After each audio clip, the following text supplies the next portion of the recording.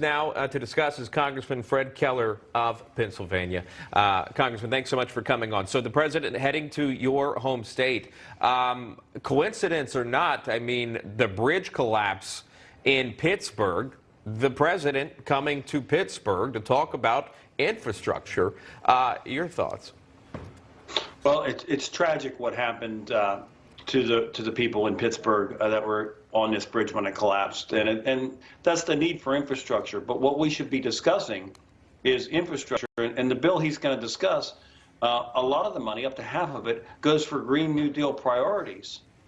If we really want to fix this infrastructure, we should be driving all the money in this bill to infrastructure and not be putting priorities of politicians ahead of what the American people need. Why would some Pennsylvania Democrats not want to attend? Perhaps they cite scheduling, but is there more to that in your state? You know, I can't speak for why they would or wouldn't want to attend.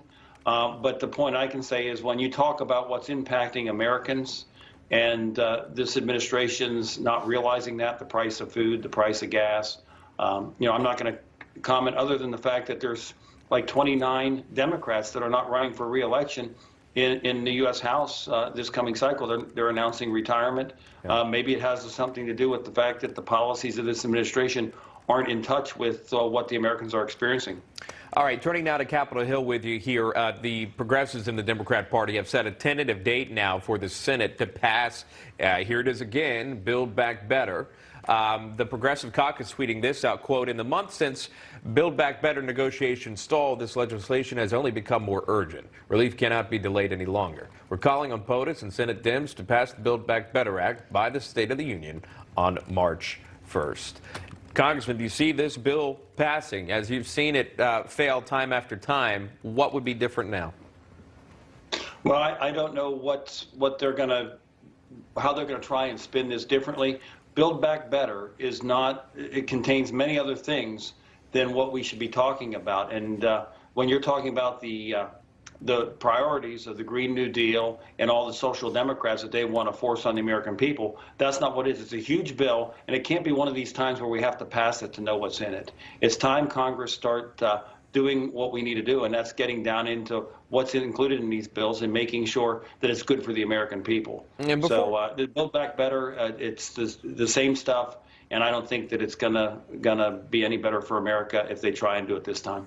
Before we go, I just want to ask you about crime, specifically there maybe in Pennsylvania, in Philly, that you've seen. We've seen an assault on officers now some 20-something days into the new year in Houston and in Milwaukee, I believe, St. Louis, obviously New York City. We've been diving into that. And crime stats, again, Philadelphia records its 39th homicide of this year. Again, we're still in January. What are your thoughts on this? Why are criminals emboldened in this time? Well, what we've seen last year is you've got like 16 cities across the country have record crime. And when you